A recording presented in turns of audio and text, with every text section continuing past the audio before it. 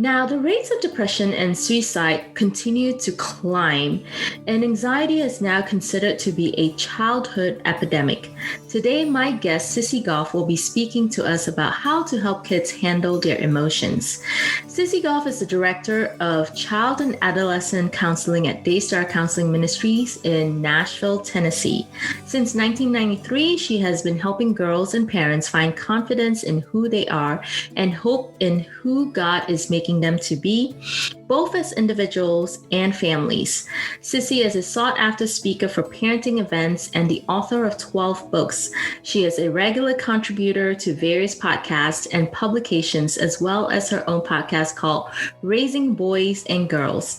Welcome to the Gems of Motherhood podcast. I'm your host, Sharon Khan. I'm here to connect you with some amazing gems of mothers and professionals from all walks of life. Each week, you'll hear interviews as well as resources and actionable tips that you can implement in your daily life to be the best gem God has called you to be. Thanks for walking this journey with me today, and don't forget to subscribe to the show. Welcome to the Gems of Motherhood podcast, Sissy. It's so good to have you on the show. Thank you, Sharon. I'm so glad to be here. Yes, I am so excited. I have been waiting to have you on the show. Hello. So sorry, my counseling assistant, Lucy, my dog, is barking at the door, so I apologize. No, that's no worry. You know, she wants to be on the show too. Put her on the show. Now, Sissy, as a counselor, I'm sure you have seen the cases of anxieties rising in children. So tell me something. Do you think this is an issue that is more prevalent in girls or boys? That's a great question. And yes, the rates have been rising. I mean, the rates were rising exponentially before we even hit the pandemic. And now in the midst of it, we were looking at 1 in 4 kids. Now we're looking at 1 in 3. And girls are twice as likely as boys to experience anxiety. Oh, wow. And as a matter of fact, another interesting part of that is girls are twice as likely to experience it, but boys are more likely to be taken for help. Why do you think taken for therapy? Why do you think that's an issue? Why do you think that girls are suffering twice as much as boys? And why are boys being taken into therapy compared to girls? Well, it's a lot of factors, I think, contributing to what's more significant in girls. I think part of it is, I would say, I've been counseling girls now for almost 30 years, which is a long time. And I have never seen girls feel as much pressure, I think, as they do now. And it's not necessarily that their parents are putting the pressure on them. I sit with plenty of parents who say she drives herself so hard academically and we don't even care. It's her. It's that she's putting this pressure on herself. And so I think they're feeling this pressure from all areas to excel. That's really significant. I think technology is contributing to it. Social media, which girls tend to be more into than boys, that's a part of it.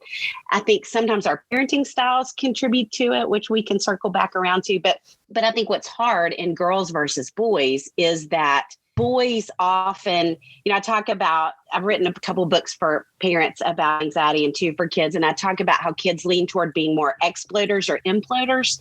And I think boys often explode. So you're going to see when they're feeling anxious, it's going to come out as anger so often, because anger is considered a secondary emotion. So there's something else underneath it. But for girls who are anxious, they're often perfectionistic, they're high achieving, they're conscientious, they're really bright. And so as a parent, they look like what you want your kids to look like. I mean, they're doing all the right things from a rule following standpoint. And so I think sometimes we end up inadvertently reinforcing the very things that are symptoms of their anxiety and missing that that's what's really going on. And so I think it's easier to end up taking boys thinking something's wrong than she looks like she's doing great and being successful when really it's fear driven. Right. And also, I think as a woman, I would think that sometimes I'd be like, I can handle it because I can multitask. And that probably is the same for girls if we were to kind of take a step back. So why do you think, do you think they lack the coping skills of dealing with their anxieties and emotions? And how can we help them? That is such a good question. And yes, I think kids lack coping skills today more than they ever have before. And I think part of that is I think we have done I think we've come a really long way in teaching kids more about emotions. I think they can express their emotions better than they ever have generationally. I think they're in touch with their emotions in really great ways, but I think we've kind of stopped there. And in the Raising Worry-Free Girls is the book I wrote for parents of girls, but it works for boys too. And then I have a book for elementary age girls and one for teenagers. And all three of those books I broke down into understanding and then help and then hope, because we've got to start with understanding, which is some of kind of helping them get in touch with what's happening emotionally. But unless we move to help, then they're going to get stuck, which is so often what happens with anxiety. And so I think some of it is we don't give them the coping skills. I think sometimes we give them and the kids themselves don't step into it because, we can talk about kind of the mechanics of anxiety. But, if you think about it on a 1 to 10 scale, the time to start implementing coping skills is at 2, not at 9. And so often kids will wait till they're really, or we will, till we're really kind of melting down or having a panic attack, which is what it would really be called, until we start to try and intervene, and then it's too far gone. And so I think we've got to teach them interventions, and we've got to teach them interventions early to make a difference. Right. I like what you said, teaching them at 2 and not at 9 years old, because I have a 3-year-old, and even at 2 years old, they're going through so many different kinds of emotions, and they're learning and trying to cope with what it means being frustrated, what it means being angry, what it means being sad. And as a professional like yourself, how would you recommend, or what would you advise for parents to try to teach these young kids in trying to understand and cope with their emotions? Well, so I'll tell you my first 3 things I do in counseling of tools that I give kids. The first is, kind of the science behind the first one is that when you and I are having a conversation like today and we're both feeling calm, we have blood flowing all throughout our brain, including going to the prefrontal cortex that helps us think rationally and manage our emotions. When we get really anxious, the blood flow in our brain shifts and it leaves that prefrontal cortex and it goes to the amygdala, which is what dictates fight or flight. And so when parents will say they're acting like a crazy person, well, yes, because the thinking part of their brain isn't even getting blood. It's not working.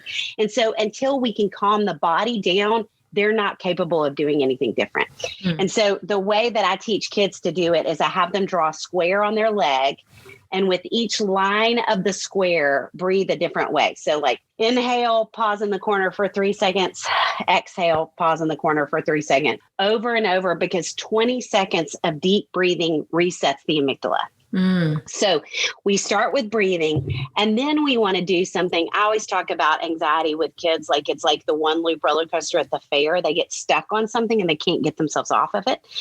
And so then we want to do something to kind of pull them out of that loop that requires focus. So for example, anything that's sensory related requires focus. And you can do the breathing, and you can even do this with little ones. Tell me 5 things you see right now. 5, 4, 3, 2, 1 is my favorite. 5 things you see, 4 things you hear, 3 things you feel, 2 things you smell, 1 thing you taste. And that pulls their focus back to what's happening right now.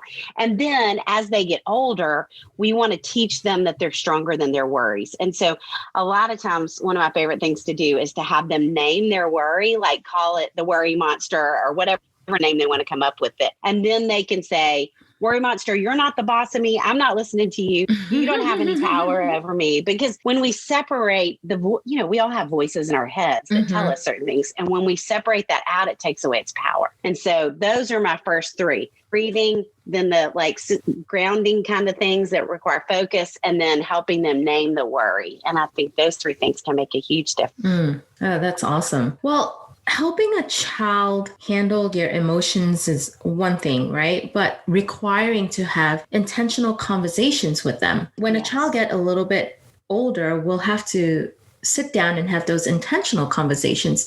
How can we be purposeful about our conversations with our children?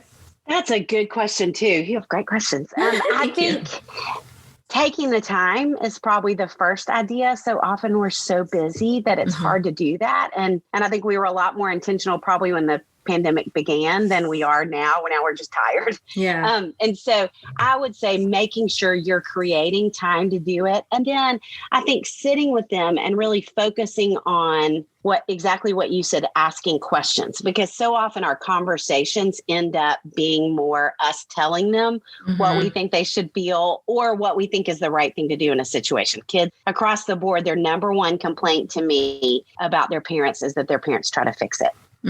And so I think when we're talking with kids, my two favorite ideas to think about over are empathy and questions. So saying things like, that sounds like a really hard situation. Yeah, that would be tough for me too. What do you think would help? What do you think is the best thing to do in this situation? What do you feel like God would want you to do? And then helping them learn to connect the dots, because if we're connecting them for them, they won't learn to do it themselves.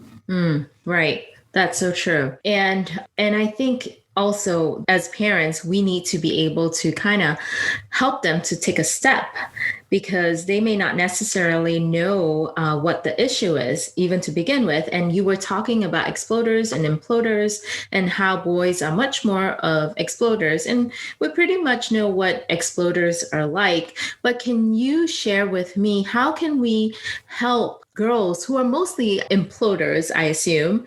How can we help them in those situations where they probably just keep everything inside of them? And sometimes parents can, as moms, we go about doing our own thing every single day, and we may be blinded by, what they're going through.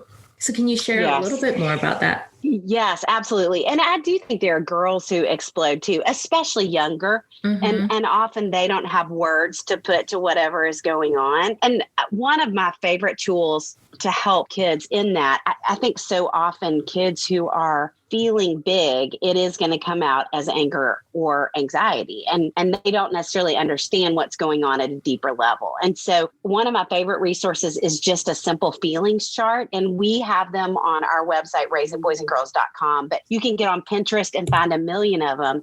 And so I think using them in two ways. One is if a child has exploded, or you can tell a child's struggling, not when they're, really activated, but when they're tearful, or after they've had some kind of meltdown, to go back into their room and sit down with a feelings chart and say, pick 3 things for me that you think you might have been feeling earlier. And even before they can read, they can pick out the faces on a feelings chart. And then I would say preventatively too, so often for girls who implode, because like we talked about, they're kids who are kind and trying hard and conscientious. They're not kids who want to say, I got really angry today, or I felt really disappointed even. And so the more we can help them proactively learn how to talk about a wide range of emotions, it prevents it from being like a pressure valve that all comes out. And so I have families a lot get a feelings chart and bring it to the dinner table, and everybody pick 3 things you felt today. I think it's just good practice to be talking about our emotions in that way. That's such a great idea. I'm going to try to start that. Good. That would be great. We have several books on feelings and emotions, and it's not an easy task, especially when you're trying to teach a younger child. I've had moments where my daughter was frustrated, and I had to teach her and say, "What are you feeling? Are you feeling frustrated?" And as I kept repeating certain type of emotions whenever she's feeling, the next time around, she'll tell us, "I'm frustrated." And I'm like, that's great. Why are you frustrated? I know that you talked a little bit about some milestones. What are some emotional, spiritual, and social milestones that you believe kids need to reach? That's a great question. We have a book called Are My Kids on Track? And in it, we have 4 emotional, 4 social, and 4 spiritual milestones we believe all kids need to reach. And I will run that down for you. So the emotional milestones are vocabulary. So being able to name emotions, talk about what's going on, like we're talking about. Then perspective. So if we're thinking about a 1 to 10 scale, thinking about how so many kids live at 10 all the time. And we know as adults, life really happens in the 3 to 7. And so teaching kids that sense of perspective is really important. And then third would be empathy. So not only am I aware of what I feel, but I'm learning to be aware of what other people feel. That's really important. And then the last emotional milestone would be resourcefulness, which is so much of, I think, even an antidote to anxiety is kids who feel like they're capable and they can do things. So those would be the 4 emotional milestones. The social milestones are awareness. So awareness of other people socially. There are always kids who struggle with talking too loud, talking too long, standing too close, that they're not able to read what we call social cues. And so all these chapters in the book have practical applications for how to instill these in your kids. So awareness, ownership, learning to see, I had a part in this too. It's not just your fault. It might be a little bit of mine. And learning how to say, I'm sorry. Reciprocity. So I ask you a question, then you ask me back in conversation. That's normal back and forth of healthy relationships. What did I say? Awareness, reciprocity, ownership, and then boundaries.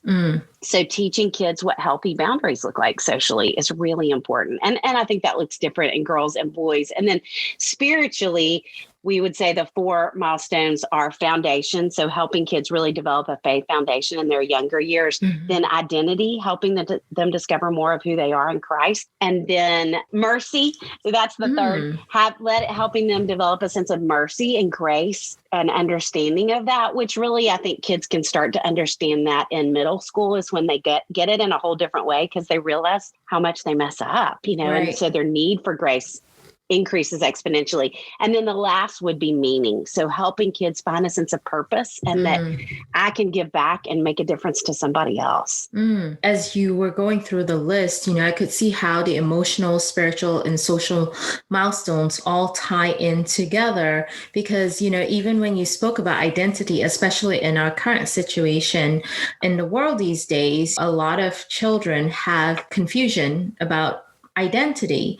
And so I think when each of these milestones are being met, I do think that the children will be able to truly know who they are in Christ. And of course, as parents, we are the people who are responsible to share with them as well and to really assure them they are who God created for them to be. And not all emotions are true. And right? Right. Yeah. And so can you just enlighten us a little bit? Why do you think, apart from what was said earlier and what I shared a little bit, why do you think it's important for us moms to understand these milestones? Well, I think I would say, again, as a therapist with almost 30 years of experience counseling kids, I think kids are struggling to hit them in ways that they haven't ever before. And I think sometimes in our best of intentions as grownups who love these little people, we can get in the way a little bit, like resourcefulness as one example. I think so often kids don't develop the resourcefulness because we're doing it for them. I have a friend who told me several years ago, she said, I wish when I was growing up, my mom had said, you've got this more than let me get this for you. And that exactly. And I think really the milestones that we've talked about are not just, they're things we want to see kids hit as they're growing up. But when you think about awareness, when you think about reciprocity, I mean, we have all been at the dinner table with someone who does not know how to ask a question and show interest in the other person. They're really the building blocks for healthy relationships and healthy emotional and spiritual just wholeness as a person for the rest of our lives. And so it feels like the blueprints that we build who we become as adults, as parents, ourselves, as coworkers, as friends, all of those things that we're just shoring kids up for the future as we build into these milestones. That's a great.